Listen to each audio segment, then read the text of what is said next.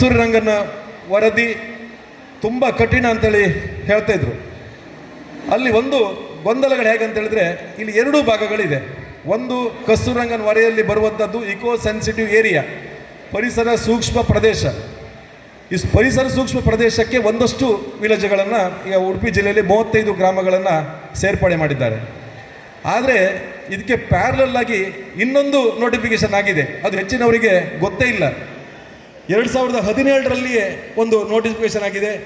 ಅದು wild life ಮತ್ತು ಈ ಕುದುರೆಮುಖ ಉದ್ಯಾನವನದಲ್ಲಿದ್ದೆಲ್ಲ ಆ ರೀತಿಯ ಸಂರಕ್ಷಿತ ಅರಣ್ಯ ಪ್ರದೇಶಗಳಿಗೆ ಸಂಬಂಧಪಟ್ಟಾಗೆ 2017ರಲ್ಲೇ ಒಂದು ವರದಿಯಾಗಿದೆ. ಇದು ಕಸ್ತೂರಿ ರಂಗನ್ ಅದಕ್ಕೂ ಸಂಬಂಧ ಇಲ್ಲ, ಇದೇ ಬೇರೆ ಅದೇ ಬೇರೆ. ಇವತ್ತು ನಮಗೆಲ್ಲ ಕೂತಿಗೆ ಜಾಸ್ತಿ ಉರುಳಾಗ್ತಾ ಇರುವಂಥದ್ದೇ ಬಹುಶಃ ಈ ಪರಿಸರ ಸೂಕ್ಷ್ಮ ವಲಯ, ಇಕೋ ಸೆನ್ಸಿಟಿವ್ ಝೋನ್. ಹೇಗೆ ಕಸ್ತೂರಿ ರಂಗನಲ್ಲಿ ಇಕೋ ಸೆನ್ಸಿಟಿವ್ ಏರಿಯಾ ESA ಅಂತ ಹೇಳ್ತಾರೋ, ಇದರಲ್ಲಿ ESZ ಅಂತ ಹೇಳಿ ಹೇಳ್ತೇವೆ, ಇಕೋ ಸೆನ್ಸಿಟಿವ್ ಝೋನ್. ಬಹುಶಃ ಇಡೀ ಇದು ಈ ನೋಟಿಫಿಕೇಶನ್ ಏನಿದೆ ಇದು ESZಗೆ ಸಂಬಂಧಪಟ್ಟದ್ದು, ಕಸ್ತೂರಿ ರಂಗನಿಗೆ ಸಂಬಂಧಪಟ್ಟಿದಂತಲ್ಲ. ಇದು ಸುಪ್ರೀಂ ಕೋರ್ಟಿನ ಹಸಿರು ಪೀಠದ ನಿರ್ದೇಶನದ ಮೇರೆಗೆ 2017ರಲ್ಲಿಯೇ ಗೆಜೆಟ್ ನೋಟಿಫಿಕೇಶನ್ ಆಗಿದೆ. ಅದರಲ್ಲಿ ನಮ್ಮ ಮೂಕಾಂಬಿಕಾ ಅಭಯಾರಣ್ಯ ಸಹ ಸೇರಿಕೊಂಡಿದೆ. ಇದರಲ್ಲಿ ಸಾಕಷ್ಟು ಸ್ಟ್ರಿಕ್ಟ್ ಅಂತ ಹೇಳಿದರೆ ಬಹುಶಃ ಕೆಲವೊಂದನ್ನು ತಮ್ಮ ಗಮನಕ್ಕೆ ತರ್ತೇನೆ. ಆ ಸೌಂಡ್ ಪೊಲ್ಯೂಷನ್ ಎಲ್ಲ ಇದ್ದದ್ದು ಈ ಇಕೋ ಸೆನ್ಸಿಟಿವ್ ಝೋನಲ್ಲಿ. ಹಾಗೆ ಜಾಸ್ತಿ ಟ್ರಾಫಿಕ್ ಓಡಾಡಬಾರ್ದು ಅಂತೇಳಿ ಇರುವುದು ಅದೆಲ್ಲ ಈ ಇಕೋ ಸೆನ್ಸಿಟಿವ್ ಝೋನಲ್ಲಿ. ಇದರಲ್ಲಿ ಒಂದಷ್ಟು ಆ್ಯಕ್ಟಿವಿಟೀಸನ್ನು ರಿಸ್ಟ್ರಿಕ್ಟ್ ಮಾಡಿದ್ದಾರೆ, ಅಂದರೆ ನೀವು ಮಾಡಲಿಕ್ಕೆ ಇಲ್ಲ ಅಂತೇಳಿ.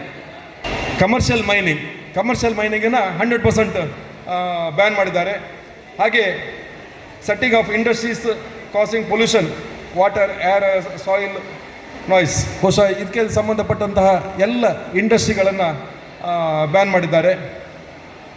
Establishment of major hydro electric project ಅದನ್ನು ಬ್ಯಾನ್ ಮಾಡಿದ್ದಾರೆ. ಹಾಗೆ use for production of processing of any hazardous substances, ಬಹುಶಃ ಅದನ್ನು ಸಹ ಅಪಾಯಕಾರಿ ವಸ್ತುಗಳು ಉತ್ಪನ್ನ ಮಾಡುವಂಥದ್ದನ್ನು ಬ್ಯಾನ್ ಮಾಡಿದ್ದಾರೆ. Establishment of solid waste disposal, waste ಮ್ಯಾನೇಜ್ಮೆಂಟನ್ನು ಸಹ ಅದನ್ನು ಸುಡುವಂಥದ್ದು ಮತ್ತು ಹುಗ್ಗುವಂಥದ್ದನ್ನು ಬ್ಯಾನ್ ಮಾಡಿದ್ದಾರೆ. ದೊಡ್ಡ ಮಟ್ಟದ ಪೌಲ್ಟ್ರಿ ಫಾರ್ಮನ್ನು ಮಾಡಲಿಕ್ಕೂ ನಿಷೇಧವನ್ನು ಬ್ಯಾನನ್ನೇ ಮಾಡಿದ್ದಾರೆ, ಸಂಪೂರ್ಣ ನಿಷೇಧವನ್ನು ಹೇರಿದ್ದಾರೆ. ಹಾಗೆ setting of new saw mills ಮಾಡಲಿಕ್ಕಿಲ್ಲ. ಸೆಟ್ಟಿಂಗ್ ಅಪ್ ಆಫ್ ಬ್ರಿಕ್, ಅಂದರೆ ಇಟ್ಟಿಗೆ ಕಾರ್ಖಾನೆಯನ್ನು ಮಾಡಲಿಕ್ಕಿಲ್ಲ. ಕಮರ್ಷಿಯಲ್ ಯೂಸ್ ಆಫ್ ಫೈರ್ವುಡ್, ಕಟ್ಟಿಗೆಯನ್ನು ಉರಿಸುವುದನ್ನು ಅದನ್ನು ಬ್ಯಾನ್ ಮಾಡಿದ್ದಾರೆ, ಫೈರ್ವುಡ್ಡನ್ನು ವ್ಯಾಪಾರ ಮಾಡುವಂಥದ್ದು. ಹಾಗೆ ಇರೆಕ್ಷನ್ ಆಫ್ ವಿಂಡ್ ಮಿಲ್ಸ್, ಅಂದರೆ ವಿಂಡ್ ಎನರ್ಜಿಯಿಂದ ಪವರ್ ಜನರೇಟ್ ಮಾಡುವಂಥ ಇದನ್ನು ಬ್ಯಾನ್ ಮಾಡಿದ್ದಾರೆ. ಇನ್ನೊಂದಷ್ಟನ್ನು ರೆಗ್ಯುಲೇಷನ್ಸ್, ಅಂದರೆ ನಿಯಂತ್ರಿತ ಮಾಡಿ ಒಂದಷ್ಟನ್ನು ಚಟುವಟಿಕೆಗಳನ್ನು ಕೊಟ್ಟಿದ್ದಾರೆ.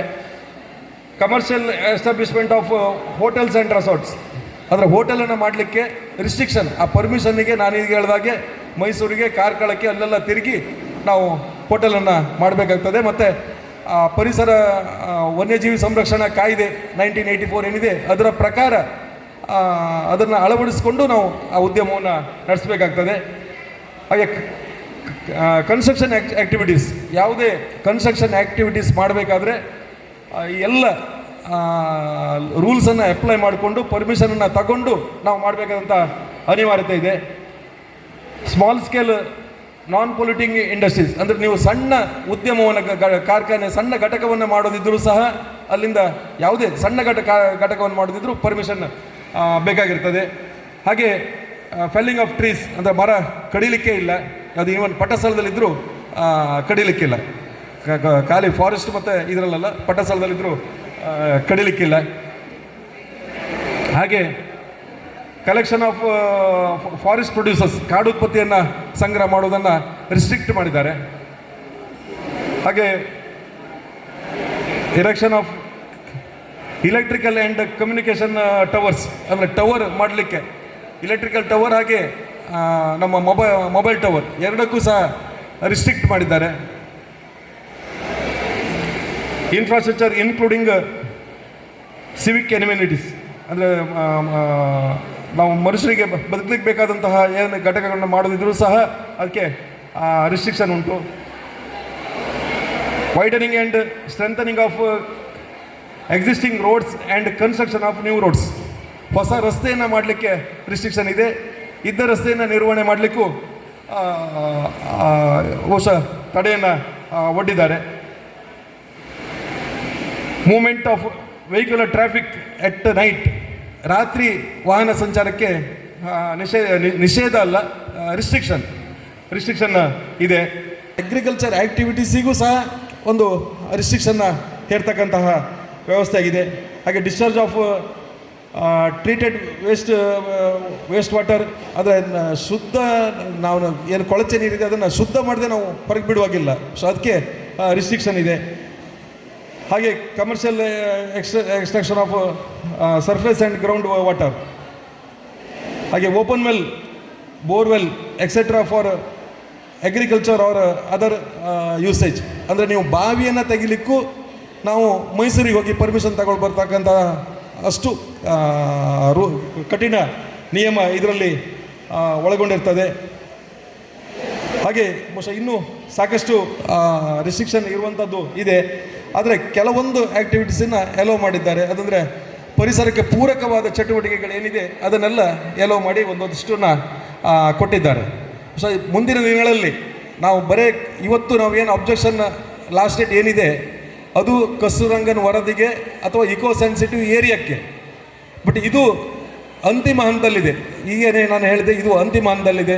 ಬಹುಶಃ ಹಿರಿಯರು ಅನುಭವಿಗಳೆಲ್ಲ ಕೂತ್ಕೊಂಡು ಇದರ ಬಗ್ಗೆ ಬಹುಶಃ ಪ್ರತ್ಯೇಕವಾಗಿ ನಾವು ಹೋರಾಟ ನಡೆಸಬೇಕಾದಂತಹ ಅನಿವಾರ್ಯತೆ ಇದೆ. ಇಕೋ ಸೆನ್ಸಿಟಿವ್ ಝೋನ್ ಬಗ್ಗೆ, ಪರಿಸರ ಸೂಕ್ಷ್ಮ ವಲಯದ ಬಗ್ಗೆ ಪ್ರತಿಭಟನೆಯನ್ನು ಇದ್ರ ಜೊತೆಯಾಗಿ ನಾವು ತಗೊಂಡೋಗುವ. ಇದನ್ನು ಸಹ ಹಸಿರು ಪೀಠದಲ್ಲಿ ನಾವು ಪ್ರಶ್ನೆ ಮಾಡಬೇಕಾಗ್ತದೆ. ಹಾಗೆ ಕೇಂದ್ರ ಸರ್ಕಾರಕ್ಕೆ ಅದರ ಗಮನಕ್ಕೆ ತಂದು, ಈಗ ಕಸ್ತೂರಂಗನ್ ವರದಿಗೆ ಸ್ಟೇಟಿನ ಪರ್ಮಿಷನ್ ಬೇಕಾಗ್ತದೆ. ಅವ್ರು ಮಾಡಬೇಕಿದ್ರೆ, ಇಂಪ್ಲಿಮೆಂಟ್ ಮಾಡಬೇಕಿದ್ರೆ ಸ್ಟೇಟಿನ ಪರ್ಮಿಷನ್ ಬೇಕು. ಇಕೋ ಸೆನ್ಸಿಟಿವ್ ಝೋನನ್ನು ಇಂಪ್ಲಿಮೆಂಟ್ ಮಾಡಬೇಕಾದ್ರೆ ಸ್ಟೇಟ್ ಪರ್ಮಿಷನ್ನೇ ಅಗತ್ಯ ಇಲ್ಲ. ಅವರೇನು ನೇರವಾಗಿ ನಮ್ಮ ಕೇಂದ್ರದ ಪರಿಸರ ಮತ್ತು ಅರಣ್ಯ ಮಂತ್ರಾಲಯವೇ ಅದನ್ನು ಮಾಡಿಬಿಡ್ತದೆ, ಅಧಿಕಾರಿಗಳೇ ಅದನ್ನು ಇಂಪ್ಲಿಮೆಂಟ್ ಮಾಡ್ತಾರೆ. ಆದ್ದರಿಂದ ಹೊಸ ಜನರ ಬದುಕಿಗೆ ಮರಣ ಶಾಸನ ಬರೀತಕ್ಕಂತಹ ಈ ಇಕೋ ಸೆನ್ಸಿಟಿವ್ ಝೋನ್, ಇದನ್ನು ಕಸ್ತೂರಂಗನ್ ವರದಿಯ ಜೊತೆಯಲ್ಲೇ ನಾವು ವಿರೋಧಿಸುವ. ಯಾಕಂತೇಳಿದ್ರೆ ಈ ಕಸ್ತೂರಂಗನ್ ವರದಿ ಎರಡು ಹೆಚ್ಚು ಕಡಿಮೆ ಒಂದೇ ಇರೋದ್ರಿಂದ ಅದು ಆ ಡಿಫ್ರೆನ್ಸ್ ಗೊತ್ತಾಗ್ತಾ ಇಲ್ಲ. ಇದನ್ನು ಪ್ರತ್ಯೇಕವಾಗಿ ನಾವು ಮಾಡಬೇಕಾಗ್ತದೆ. ಇದನ್ನು ಮುಂದಿನಗಳಲ್ಲಿ ಏನು ನಾವು ಕ್ಷೇತ್ರ ಲೆವೆಲಲ್ಲಿ ಒಂದು ಸಮಿತಿಯನ್ನು ಮಾಡಿಕೊಂಡು ಅದರ ಜೊತೆಯಾಗಿ ಇದನ್ನು ವಿರೋಧ ಮಾಡ್ತಾ ಬಹುಶಃ ಜನರ ಬದುಕಿಗೆ ತೊಂದರೆ ಆಗ್ತಕ್ಕಂಥ ಇಂಥ ಯೋಜನೆಗಳನ್ನು ನಾವು ವಿರೋಧಿಸುವಂತಲೇ ಹೇಳ್ತಾ ತಮಗೆಲ್ಲರಿಗೂ ಅವಕಾಶ ಕೊಟ್ಟಿದ್ದಕ್ಕೆ ವಂದಿಸಿ ನನ್ನ ಮಾತುಗಳನ್ನು ಮುಗಿಸಿದ್ದೇನೆ. ಜೈ ಹಿಂದ್, ಜೈ ಕರ್ನಾಟಕ. ವರದಿ ಅಂತಿಮಗೊಳಿಸಲ್ಪಟ್ಟು ಇವತ್ತಿನ ತನಕ ನಮ್ಮ ಇಲ್ಲಿಯವರೆಗೆ ಬಂದ ಯಾವ ಸರ್ಕಾರವೂ ನಮ್ಮ ಒಂದು ಪ್ರದೇಶವನ್ನು ಸರ್ವೆ ಮಾಡಿಲ್ಲ. ಉದಾಹರಣೆಗೆ ಸ್ವಾತಂತ್ರ್ಯ ಸಮಯದಲ್ಲಿ ನಮ್ಮ ಏನು ಅಂಕಿಅಂಶ ಇದೆ, ನಮ್ಮ ಕಾಡುಗಳೇನಿದೆ, ನಾಡುಗಳೇನಿದೆ, ಅದೇ ಅಂಕಿಅಂಶಗಳು ಇವತ್ತು ನಮ್ಮ ಅಧಿಕಾರಿಗಳ ಕೈಯಲ್ಲಿದೆ. ಅದನ್ನೇ ಇಟ್ಟುಕೊಂಡು ಇವತ್ತು ಕೇಂದ್ರ ಸರ್ಕಾರದವರೆಗೂ ಕೋರ್ಟಿನವರು ಪತ್ರ ವ್ಯವಹಾರವನ್ನು ಮಾಡ್ತಾ ಇದ್ದಾರೆ. ದುರದೃಷ್ಟವಶಾತ್ ಅಂತ ಹೇಳಿದರೆ ಅದನ್ನು ಚೆಕ್ ಮಾಡಬೇಕು. ಬ್ರಿಟಿಷರ ಕಾಲದಂಥ ವ್ಯವಸ್ಥೆ ಇವತ್ತು ಹೇಗಿದೆ, ಇವತ್ತಿನ ವಾಸ್ತವ ಏನು ಅನ್ನುವುದನ್ನು ಯಾವ ಸರ್ಕಾರವು ಅದನ್ನು ತಿಳ್ಕೊಳ್ಬೇಕು. ನಾವು ರೈತರಿಗೆ ಒಳ್ಳೆಯದು ಮಾಡಬೇಕು ಅನ್ನುವಂಥ ಮನೋಭಾವನೆ ಇವತ್ತಿನವರೆಗೂ ಯಾರೂ ಮಾಡಲಿಲ್ಲ. ಇದು ಬಹಳ ದುರದೃಷ್ಟದ ಸಂಗತಿ. 2015ರಲ್ಲಿ ಆ ವರದಿಯಲ್ಲೇ ಇದೆ, ನೀವು ಗ್ರೌಂಡ್ ಟ್ರುತ್ತಿಂಗ್ ನೋಡಬೇಕು, ಸರ್ವೆಯನ್ನು ಮಾಡಬೇಕು ಅನ್ನುವ ವರದಿಯಲ್ಲೇ ಇದೆ.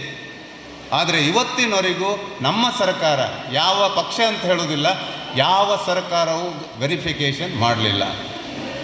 ಇವತ್ತು ಹೇಳುವುದೇನೆಂದರೆ ನಾವು ತಿರಸ್ಕಾರ ಮಾಡ್ತೇವೆ ಅಂತ. ತಿರಸ್ಕಾರ ಮಾಡಬೇಕಿದ್ರೆ ಇವ್ರ ಹತ್ರ ಏನು ಗ್ರೌಂಡ್ ಇದೆ ಅನ್ನೋದು ಕೂಡ ಇವ್ರ ಹತ್ರ ಫೈಲ್ ಇಲ್ಲ. ಬಾಯಿ ಮಾತಲ್ಲಿ ನಾವು ಜಗಳ ಆಡಿದ ಹಾಗೆ ತಿರಸ್ಕಾರ ಮಾಡ್ತೇನೆ ಅಂದರೆ ಇದು ನಡೆಯುವುದಿಲ್ಲ. ಇದು ಕಾನೂನು 1984ರ ಕಾನೂನು ಅನ್ವಯ ಸೆಕ್ಷನ್ ಏನು ಇದೆ ಅದರ ಪ್ರಕಾರ ಅವರಿಗೆ ಅಧಿಕಾರ ಬರ್ತದೆ. ಹಸಿರು ಪೀಠದಲ್ಲಿದೆ. ಗೋವಾ ಫೌಂಡೇಶನ್ ಅದಕ್ಕೆ ಕೇಸ್ ಹಾಕಿದ್ದಾರೆ. 1972ರಲ್ಲಿ ಕೂಡ ವೈಲ್ಡ್ ಲೈಫ್ ಆ್ಯಕ್ಟ್ ಬಂದಿದೆ. ಈ ಎಲ್ಲ ಕಾನೂನುಗಳು ಇದನ್ನು ನಾವು ಸ್ಟೇಟ್ ಆದ್ದರಿಂದ ನಾವು ಇದನ್ನು ತಪ್ಪಿಸ್ಕೊಳ್ಳಿಕ್ಕೆ ಸಾಧ್ಯ ಇಲ್ಲ ಅನ್ನೋದನ್ನೊಂದು ಮೊದಲ ಮಾತು ತಮ್ಮಲ್ಲಿ ಹೇಳಿ ಇಷ್ಟಪಡ್ತೇನೆ. ಆಮೇಲೆ ಇದು ಈಗ ತಾನೇ ನಮ್ಮ ಉದಯ್ ಕುಮಾರ್ ಶೆಟ್ಟಿ ಹೇಳಿದ್ರು, ಇದರಲ್ಲಿ ಮಾನದಂಡ ಇದೆ. ಇವತ್ತು 1984, 72 ಅನಂತರ ವನ್ಯಜೀವಿ ಕಾನೂನು ಬಂದಾಗ ವನ್ಯಜೀವಿ ವಲಯ ಘೋಷಣೆ ಮಾಡುವಾಗ ಅದಕ್ಕೊಂದು ಮಾನದಂಡ ಅಂತ ಇದೆ. ಎಷ್ಟು ಪ್ರಾಣಿಗಳಿರಬೇಕು, ಫಾರೆಸ್ಟ್ ಎಷ್ಟು ಉದ್ದಗಲ ಇರಬೇಕು, ಎಷ್ಟು ಜನಸಂಖ್ಯೆ ಇರಬೇಕು, ಇದೆಲ್ಲ ಮಾನದಂಡವನ್ನು ಮೀರಿ ನಮ್ಮ ಪರಿಸರದಲ್ಲಿ ವನ್ಯಜೀವಿ ವಲಯಕ್ಕೆ ಹಿಂದೆ ಬಂದಂಥ DFOಗಳು ನಮ್ಮನ್ನೆಲ್ಲ ಸೇರಿಸಿದ್ದಾರೆ. ಇವತ್ತು ನಮ್ಮ ಈ ಅರಣ್ಯ ಇಲಾಖೆಯವರು ಹೀರೋಗಳಾಗ್ಲಿಕ್ಕೆ ನೋಡ್ತಾ ಇದ್ದಾರೆ. ಏನಂತ ಹೇಳಿದರೆ, ಕಾಡನ್ನು ನಾವು ರೈತರು ಸ್ವಲ್ಪ ಜಾಸ್ತಿ ಜಾಗ ಮಾಡಿದಾಗೆ ಅವರು ಜಾಸ್ತಿ ಜಾಗ ಮಾಡುವಂಥ ಮನೋಭಾವನೆಯನ್ನು ಬೆಳೆಸ್ಕೊಂಡಿದ್ದಾರೆ. ನಮ್ಮ ಪರಿಸರ ಬೇಕು. ಈಗಾಗಲೇ ವಿಕಾಸ ಕಡೆ ಹೇಳಿದರು, ನಮಗೆ ಪರಿಸರ ಬೇಕು, ಖಂಡಿತ ಬೇಕು. ಹಾಗಂತ ಹುಲಿಯನ್ನು ಹೆಬ್ಬವನ್ನು ಮನೆಯಲ್ಲಿ ಸಾಕ್ಲಿಕ್ಕಾಗ್ತದ? ಇದನ್ನು ನಮ್ಮ ಸರ್ಕಾರದವರು, ನಮ್ಮ DFOಗಳು, ಅರಣ್ಯ ಅಧಿಕಾರಿಗಳು ತಿಳ್ಕೊಳ್ಬೇಕು. ಇದು ಯಾರ ತಲೆಯಲ್ಲಿ ಏನೂ ಇಲ್ಲ. ಅವರು ಯಾರು ನಮ್ಮ ಒಂದು ಜನರನ್ನು ಒಂದು ಮಾನಸಿಕವಾಗಿ ವಿರೋಧ ರೀತಿಯಲ್ಲಿ ನೋಡ್ತಾ ಇದ್ದಾರೆ.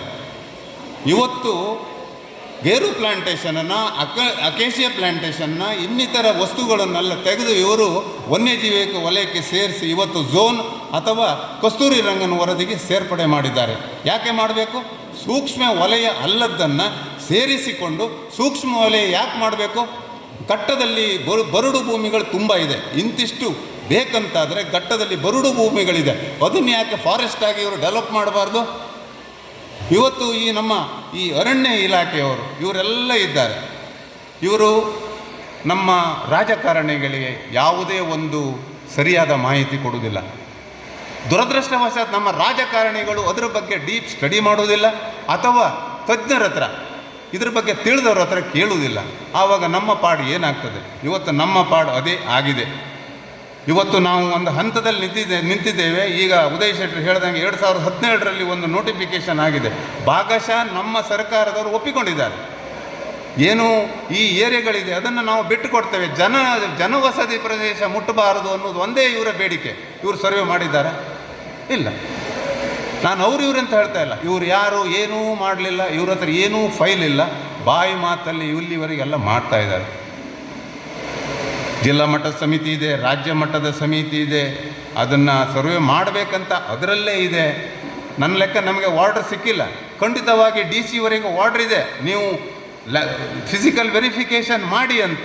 ಇಲ್ಲಿವರೆಗೆ ಯಾವ ಜಿಲ್ಲಾಧಿಕಾರಿಯೂ ಮಾಡಲಿಲ್ಲ. ನಮ್ಮದು ತಪ್ಪಿದೆ, ನಮ್ಮ ತಪ್ಪಿಲ್ಲ ಅಂತ ಹೇಳೋದಿಲ್ಲ. 2015ರಲ್ಲಿ ನಾವು ಬೃಹತ್ ಪ್ರತಿಭಟನೆ ಮಾಡಿದೆವು. ಅನಂತರ ನಾವೇನು ಮಾಡಿದೆವು? ನಾವು ಸುಮ್ಮನಾದೆವು.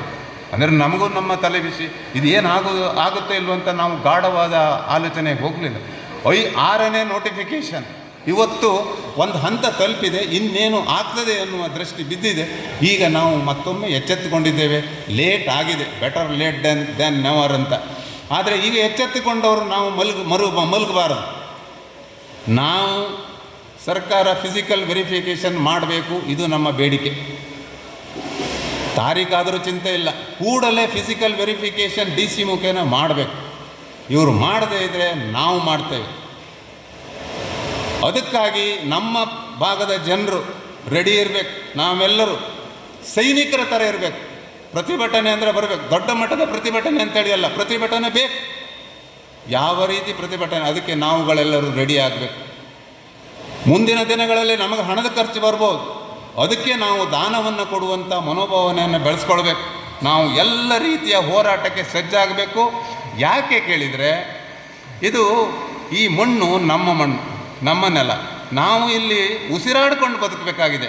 ಹೆದರ್ಕೊಂಡು ಮತ್ತೊಂದು ಮಾಡ್ಕೊಂಡು ನಮ್ಮ ನೆಲದಲ್ಲಿ ಬದುಕಲಿಕ್ಕಾಗತ್ತಾ? ಹೆದರ್ಕೊಂಡು ಬದುಕುವುದಾದರೆ ಈ ನೆಲದಲ್ಲಿ ನಾವು ಯಾಕೆ ಬದುಕಬೇಕಾಗುತ್ತೆ? ನಾವು ಇನ್ನೊಂದು ಕಡೆ ಹೋಗಬೇಕಾಗುತ್ತೆ. ಹಾಗಾಗಬಾರ್ದು. ನಮ್ಮ ನೆಲದಲ್ಲಿ ನಾವು ಬದುಕಬೇಕು. ನಮ್ಮ ಜೀವನದ ಕೊನೆಯ ತನಕ ನಾವು ಈ ನೆಲದಲ್ಲಿ ಬದುಕಬೇಕು. ಅದಕ್ಕಾಗಿ ನಾವು ಪರಿಸರ ವಿರೋಧಿಗಳಲ್ಲ. ಆದರೆ ಇವತ್ತು ಅಧಿಕಾರಿಗಳು, ಜನಪ್ರತಿನಿಧಿಗಳು ಮಾಡಿದ ತಪ್ಪಿನಿಂದ ಇವತ್ತು ನಾವು ಅನುಭವಿಸುವಂತಾಗಿದೆ. ಈವನ್ನು ಕೇಂದ್ರ ಸರ್ಕಾರ, ಸುಪ್ರೀಂ ಕೋರ್ಟ್, ಹಸಿರು ಪೀಠ, ಅವರಿಗೂ ಗೊತ್ತಿಲ್ಲ ಈ ವ್ಯವಸ್ಥೆ ಇಲ್ಲಿ ಹಾಳಾಗಿದೆ, ಇಲ್ಲಿ ಸಮಸ್ಯೆ ಇದೆ ಅನ್ನೋ ಅವರಿಗೂ ಗೊತ್ತಿಲ್ಲ. ಯಾಕೆ ಹೇಳಿ? ಇಲ್ಲಿಯವರೆಗೆ ಸಮಸ್ಯೆ ಇದೆ ಅಂತೇಳಿ ತಗೊಂಡು ಹೋದವರು ಒಬ್ಬರೂ ಇಲ್ಲ ನಮ್ಮ ಕರ್ನಾಟಕ ರಾಜ್ಯದಲ್ಲಿ. ಕೇರಳದವ್ರು ಏನೂ ಮಾಡಲಿಲ್ಲ. ಕೇಂದ್ರ ಸರ್ಕಾರ ಏನು ಹೇಳಿದೆ? ನೀವು ಫಿಸಿಕಲ್ ಸರ್ವೆ ಮಾಡಿ ಅಂತ. ಅದನ್ನು ಅವ್ರು ಮಾಡಿದ್ದಾರೆ, ಕೊಟ್ಟಿದ್ದಾರೆ, ಅವರಿಗೆ ರಿಯಾಯಿತಿ ಸಿಕ್ಕಿದೆ. ಮತ್ತು ನಾವು ಭಾಳ ಸೀರಿಯಸ್ ಆಗಿ ಯೋಚನೆ ಮಾಡಬೇಕು. ಈ ಒಂದು ವೆಸ್ಟರ್ನ್ ಘಾಟಿನಲ್ಲಿ ನಮ್ಮದು ದೊಡ್ಡ ಪಾತ್ರ. ನಮ್ಮದು ಕಿಲೋಮೀಟ್ರ್ ಎಷ್ಟಿದೆ ಅಂತ ಹೇಳಿದರೆ ನಮ್ಮದು ಹೈಯೆಸ್ಟ್ ಇದೆ. ಎಲ್ಲ ಪಶ್ಚಿಮ ಘಟ್ಟದ ಇದರಲ್ಲಿ 40% ಪಶ್ಚಿಮ ಘಟ್ಟ ಪ್ರದೇಶವನ್ನು, 40-45% ಪಶ್ಚಿಮ ಘಟ್ಟವನ್ನು ಈ ಸೂಕ್ಷ್ಮ ಪರಿಸರ ಸೇರಿಸಿದ್ದಾರೆ. ಅದರಲ್ಲಿ 36% ನಮ್ಮದು ಕರ್ನಾಟಕ. ಆದರೂ ನಮ್ಮ ರಾಜ್ಯ ಸರ್ಕಾರ ಸೇರಿದವರು ಸೀರಿಯಸ್ ಇಲ್ಲ, ನಮ್ಮವ್ರು ಯಾರು ಇಲ್ಲಿವರೆಗೆ ಸೀರಿಯಸ್ ಇಲ್ಲ. ನಾನು ನಿಮಗೆ ಹೇಳ್ತಾ ಹೋಗೋದಿಲ್ಲ, ಈಗ ನಾವು ಅದನ್ನೆಲ್ಲ ಈಗ ಈ ಮಾನದಂಡಗಳನ್ನೆಲ್ಲ ಹೇಳ್ತಾ ಹೋದರೆ ಪ್ರಯೋಜನ ಇಲ್ಲ. ಆದರೆ ನಾನೊಂದು ಕೆಲವೊಂದು ವಿಷಯಗಳನ್ನು ಹೇಳ್ತೇನೆ. ಈಗ ರೈತರಿಗೆ ಭಾಳ ಕಷ್ಟ, ಅದರಲ್ಲೂ ಕನ್ಫ್ಯೂಷನ್ ಇದೆ. ಈಗ ನಾವು ಹೈಬ್ರಿಡ್ ಬೀಜವನ್ನು ಉಪಯೋಗಿಸುವಾಗಿಲ್ಲ, PUC ಪೈಪ್ ಹಾಕುವಾಗಿಲ್ಲ, ರಾಸಾಯನಿಕ ಗೊಬ್ಬರ ಉಪಯೋಗಿಸುವಾಗಿಲ್ಲ, ಕೀಟನಾಶಕ ಉಪಯೋಗಿಸುವಾಗ, ಹೀಗೆ ಹಲವಾರು ಇದೆ. ನಮಗಂತೇಳಿದರೆ ಕೆಲವೊಂದು ಮಾಹಿತಿಗಳು ಅಲ್ಲಲ್ಲಿ ಇಂಟರ್ನೆಟ್ಟಲ್ಲಿ ಸಿಗ್ತಾ ಇದೆ. ಈ ಮಾಹಿತಿಯನ್ನು ಆ್ಯಕ್ಚುಲಿ ನಮ್ಮ ಪಂಚಾಯಿತಿ ಕೊಡಬೇಕಿತ್ತು. ಯಾವ ಪಂಚಾಯಿತಿ ಇಲ್ಲಿವರೆಗೆ ನಮ್ಮ ಸರ್ಕಾರ ಯಾವುದೇ ಒಂದು ಮಾಹಿತಿಯನ್ನು ಕೊಟ್ಟಿಲ್ಲ. 6 ನೋಟಿಫಿಕೇಷನ್ ಆಗಿದೆ, ನೀವು ಪಂಚಾಯತಲ್ಲಿ ಹೋಗಿ ನೋಡಿ. ಅದು ಅವ್ರು ಏನು ಹೇಳಿದ್ದಾರೆ, ಅದು ಒಂದು ಅನುವಾದವನ್ನು ಮಾಡಿ ನಮ್ಮ ಪಂಚಾಯಿತಿಗೆ ಕೊಡಿ ಅಂತ ಹೇಳಿದ್ದಾರೆ. ಮತ್ತು ಗ್ರಾಮ ಸಭೆಯಲ್ಲಿ ನಾವು ಅದನ್ನು ಅಧಿಕಾರಿಗಳು ಗ್ರಾಮ ಸಭೆಯಲ್ಲಿ ಗ್ರಾಮರ ಸಮಾಲೋಚನೆ ಮಾಡಿ ಇದನ್ನು ಮಾಡಬೇಕಂತಿದೆ. ಎಲ್ಲಿವರೆಗೆ ಅಂದರೆ ಕಸ್ತೂರಿ ರಂಗನ್ ವರದಿ ಕೊಡುವ ಅಧಿಕಾರಿಗಳಿಗೂ ಮಾನದಂಡ ಇದೆ. ಅವರು ಕೂಡ ಗ್ರಾಮದಲ್ಲಿ ಹೋಗಿ ಗ್ರಾಮರ ಜೊತೆ ಮಾತಾಡಿ ಗ್ರಾಮ ಸಭೆಯಲ್ಲಿ ಭಾಗವಹಿಸಿ ಮಾಡಬೇಕಂತ ಹೇಳಿದೆ. ಆದರೆ ಅವರು ಕೂಡ ಅದು ಗ್ರಾಮ ಸಭೆಯಲ್ಲಿ ಭಾಗವಹಿಸಿ ಅದನ್ನು ಮಾಡಲಿಲ್ಲ. ಅಂದರೆ ನೀವು ನೋಡಿದರೆ ಎಲ್ಲ ಸ್ತರದಲ್ಲೂ ತಪ್ಪಾಗಿದೆ, ಎಲ್ಲ ಸ್ತರದಲ್ಲೂ ನಮಗೆ ಅನ್ಯಾಯ ಆಗಿದೆ. ನಾವು ಸಹನಶೀಲರು, ನಮಗೆ ನಮ್ಮದೇ ತೊಂದರೆಗಳು ಜಾಸ್ತಿ ಆಗಿದೆ. ಆ ನಿಟ್ಟಿನಲ್ಲಿ ನಾವೆಲ್ಲ ಶಾಂತವಾಗಿದ್ದೀವಿ. ಒಟ್ಟಾರೆ ಹೇಳುವುದಾದರೆ ಇದು ನಮಗೆ ಒಂದು ರೀತಿ ನಮ್ಮ ಮೇಲಿನ ದಬ್ಬಾಳಿಕೆ. ಅದು ನಮ್ಮದು ತಪ್ಪಿದೆ, ನಾವು ಅದರ ಬಗ್ಗೆ ಏನು ಹೋಗಲಿಲ್ಲ. ಮುಂದಿನ ದಿನಗಳಲ್ಲಿ ನಾವು ಹೋರಾಟ ಬೇಕಾದಲ್ಲಿ ಹೋರಾಟ, ನ್ಯಾಯಯುತವಾದ ಕಾನೂನು ಹೋರಾಟ ಆದರೆ ಆ ಹೋರಾಟ, ಅದಕ್ಕೆಲ್ಲರಿಗೂ ನಾವು ರೆಡಿ ಇರಬೇಕು. ಬಫರ್ ಝೋನ್ ಅದನ್ನು ಕಡಿಮೆ ಮಾಡಿದೆ, 1 ಕಿಲೋಮೀಟ್ರ್ ಕಡಿಮೆ ಮಾಡಿದೆ ಅಂತ ಹೇಳ್ತಾರೆ. ಹೀಗೆ ಈಗ ನೋಡಿ, ಇದರಲ್ಲೇ ಇದೆ, ನೀವು ಗ್ರೌಂಡ್ ಟ್ರುತಿಂಗ್ ನೋಡಿ ಸರ್ವೆ ಮಾಡಿ ಅಂತ ವರದಿಯಲ್ಲಿ ಹೇಳಿದೆ, ಎಕ್ಸ್ಪರ್ಟ್ಸ್ ಕೂಡ ಹೇಳಿದ್ದಾರೆ. ಆದರೆ ಇದನ್ನು ಕಾರ್ಯಗತಗೊಳಿಸಿದವರು ಯಾರೂ ಇಲ್ಲ. ಈ ಎಲ್ಲ ಪತ್ರಗಳು ನನ್ನಲ್ಲಿದೆ. ಕೇಳಿದಂಥ ಮಾತು ಸತ್ಯ, ನಮ್ಮ ವ್ಯವಸ್ಥೆಯಲ್ಲಿ ತಪ್ಪಾಗಿದೆ. ಈಗಲಾದರೂ ಸರ್ಕಾರ ಎಚ್ಚೆತ್ತುಕೊಳ್ಬೇಕು. ಸರ್ಕಾರ DC ಅವರಿಗೆ ಫಿಸಿಕಲ್ ವೆರಿಫಿಕೇಷನ್ ಮಾಡಿಸ್ಲಿಕ್ಕೆ ಹೇಳಬೇಕು. DC ಅವರು ಮಾಡಬೇಕು. ಜನಪ್ರತಿನಿಧಿಗಳು ನಮ್ಮವರೆಲ್ಲ ಇದ್ದಾರೆ, ಒತ್ತಾಯವನ್ನು ಖಂಡಿತ ತರ್ತಾರೆ. ಅವ್ರು ಯಾರೂ ಮಾಡದೇ ಇದ್ದರೆ ನಾವು ಸ್ವತಃ ಮಾಡಿ ಕಾನೂನು ಪರಿಹಾರವನ್ನು ಕಂಡುಕೊಳ್ಬೇಕು. ಆ ನಿಟ್ಟಿನಲ್ಲಿ ಮುಂದಿನ ದಿನಗಳಲ್ಲಿ ನಾವೆಲ್ಲರೂ ಒಟ್ಟಾಗಿ ವ್ಯವಹರಿಸೋಣ. ಕಸ್ತೂರಿ ರಂಗನ್ ಆ್ಯಕ್ಟ್ ಜಾರಿಗೆ ಆದಾಗ ಏನಾಗುತ್ತೆ, ಒನ್ಸೆಯಲ್ಲಿ ಒಂದು ಚೆಕ್ ಪೋಸ್ಟ್ ಬರಬಹುದು. ಹಾಗೆ ರಾಸಾಯನಿಕ ಗೊಬ್ಬರವನ್ನು ಸಾಗಾಟ ಇಲ್ಲ, ಪೇಂಟ್ ವ್ಯವಸ್ಥೆಗೆ ಮಾಡಲಿಕ್ಕೆ ಇಲ್ಲ, ವಿದ್ಯುತ್ 3 ಫೇಸ್ ಕಟ್ ಮಾಡ್ತಾರೆ. ಇದು ಕ್ರಮೇಣವಾಗಿ ತಕ್ಷಣ ಅಲ್ಲ, ಸುಮಾರೊಂದು 5 ವರ್ಷಗಳಲ್ಲಿ ನಿಧಾನವಾಗಿ ಸೂಕ್ಷ್ಮ ಪ್ರದೇಶವನ್ನು ಉಳಿಸಿಕೊಳ್ಳುವಂಥ ವ್ಯವಸ್ಥೆಗೆ ಕೇಂದ್ರ ಸರ್ಕಾರ ಹಾಗೂ ರಾಜ್ಯ ಸರ್ಕಾರ ಬದ್ಧರಾಗಲೇಬೇಕು. ಹಾಗೆ ಇದೆ ಆ ಕರಡು ಅಧಿಸೂಚನೆ. ಆದ್ದರಿಂದ ಮುಂಬರುವಂಥ ಇಂಥ ಅವೈಜ್ಞಾನಿಕ ಕಸ್ತೂರಿ ರಂಗನ್ ವರದಿಯನ್ನು ಪ್ರತಿಭಟಿಸಿಕೊಂಡು ಆ ಥರ ನಮ್ಮ ಇಲ್ಲಿನ ಅರಣ್ಯವನ್ನು ಕಾಪಾಡ್ತಕ್ಕಂಥ ಪಶ್ಚಿಮ ಘಟ್ಟದ ಉದ್ದಕ್ಕೂ ಇರುವಂಥ 1500 ಕಿಲೋಮೀಟರ್ ಉದ್ದಕ್ಕಿರುವಂಥ ದಕ್ಷಿಣ ಭಾರತದ ಈ ಬೃಹತ್ತಾದ ಬೆಲ್ಟನ್ನು ಕಾಪಾಡಿಕೊಂಡು ಬರುವವರು ಇವಾಗಲೂ ನಿಜಕ್ಕೂ ನಮ್ಮ ಹಳ್ಳಿಯವರೇ. ಆದ್ದರಿಂದ ಅದನ್ನು ರಕ್ಷಿಸುವಂಥ ಹಕ್ಕು ನಮಗಿದೆ. ಅದೇ ನಿಟ್ಟಿನಲ್ಲಿ ಕಸ್ತೂರಿ ರಂಗನ್ ಆ್ಯಕ್ಟ್ ವಿರುದ್ಧವಾಗಿ ನಾವು ಮಾತಾಡ್ತಾ ಇಲ್ಲ. ಅವೈಜ್ಞಾನಿಕವಾದಂಥ ವರದಿ ಮನಗಳನ್ನು ನೋಯಿಸುವಂಥ ವರದಿ ಕ್ರಮೇಣವಾಗಿ ಜಾರಿಗೆ ಆಗುತ್ತೆ. ನೀವೆಲ್ಲರೂ RTC ಮತ್ತು ಉಳಿದ ನೋಂದಣಿಯನ್ನು ಕೊಟ್ಟು ನೋಂದಣಿ ಮಾಡಿಕೊಂಡಿದ್ದೀರಿ. ಇದು ನಮ್ಮ ಹೋರಾಟದ ಪ್ರಥಮ ಹೆಜ್ಜೆ. ನಮ್ಮ ವೇದಿಕೆ ಮೇಲಿರುವ ಎಲ್ಲ ಗಣ್ಯರ ಇಚ್ಛೆಯ ಪ್ರಕಾರ ಇದೇ ಥರ ಹೋರಾಟ ಇವತ್ತಿನಿಂದಲೇ ಪ್ರಾರಂಭಿಸಿ, ಇದು ಪ್ರಥಮವಾದಂಥ ಹೆಜ್ಜೆ. ಬಹಳಷ್ಟು ವರ್ಷಗಟ್ಟಲೆ ಹೋರಾಟ ಬೇಕಿತ್ತು.